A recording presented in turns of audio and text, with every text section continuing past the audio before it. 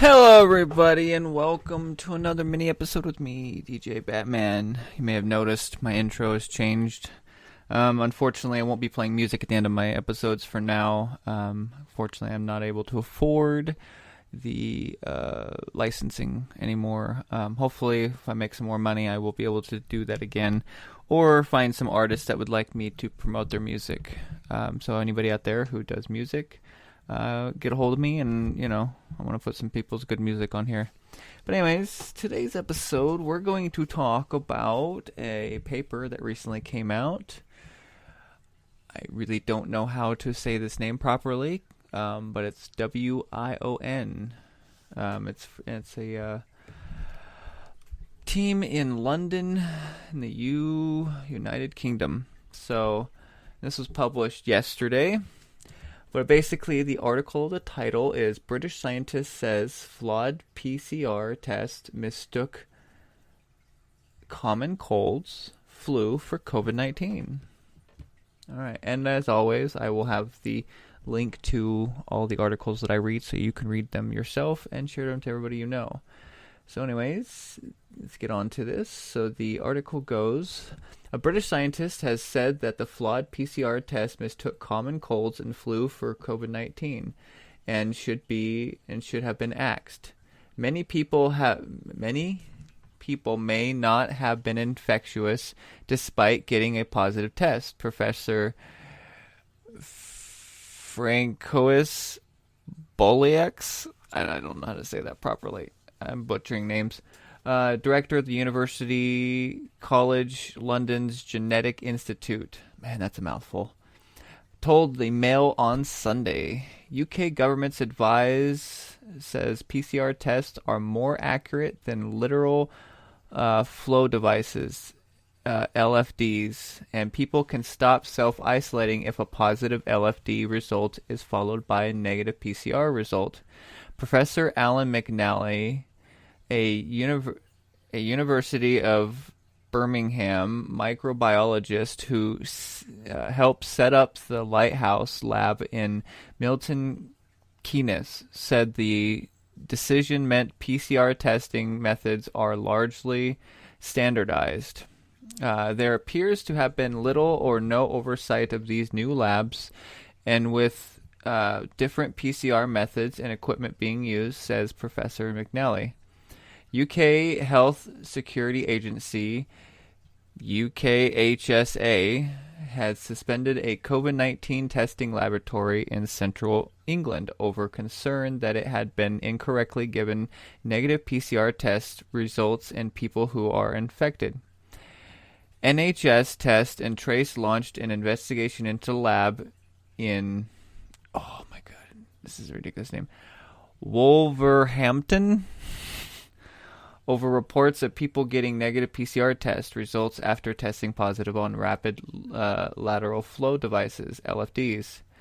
UKHSA said an estimated 43,000 people may have been given incorrect negative PCR test results, mainly in southwest England, positively underestimating the number of people with coronavirus between September 8th and October 12th. Amnesia Health Clinic, the private company who run the lab, was founded in May 2020, had been awarded contracts worth £170 million. That's roughly 223 million US.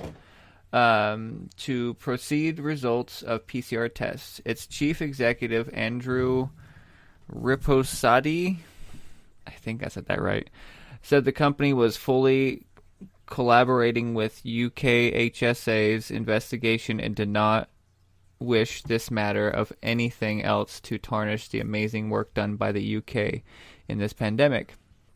Riposati also runs Dante Labs, which is being investigated by the Competition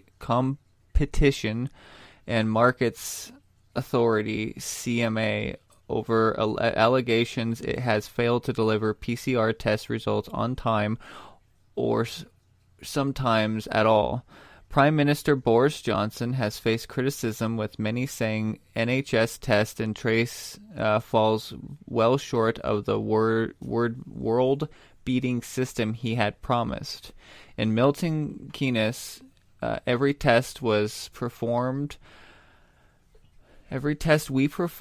was scrutinized and checked by experts. The quality was pored over every day, and we were held to account, says Professor McNally. Clearly, in some of the newer labs, that didn't happen.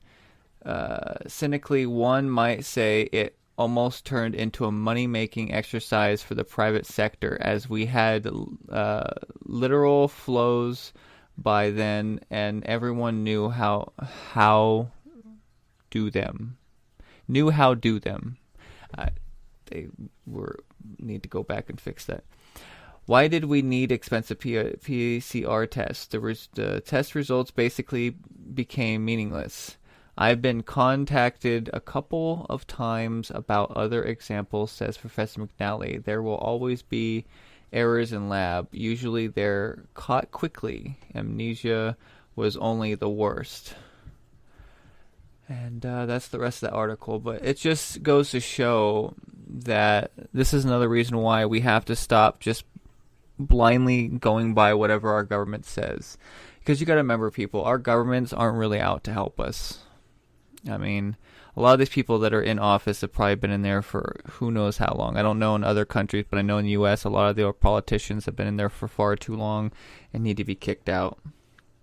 But yeah, this shows that there's a lot of problems, especially the fact that there's too many cases, and anybody can go out there and ask anybody about this, but anybody who's lost somebody to suicide during the pandemic most likely were counted as a COVID death. That's the reason why the suicide rate had seeming to somehow plummet during the pandemic, which makes no sense when people are locked up, and usually people that commit suicide are really depressed and alone. So, but yeah, so anyways, that's really all I got to say about that. I just wanted to get that out for people. And again, I will have the link down below in the description so you can look at it for yourself and share the information out to people you know. Also, let me know what you think in the comments below. I'm always up to knowing what you think, because it helps me grow as a content creator. And also don't forget to like if you like what I do, and hit follow if you'd like more information. And as always, I'll have the links down below for all of my stores, from my Etsy for stuff I design, Teespring for my shirts and stuff.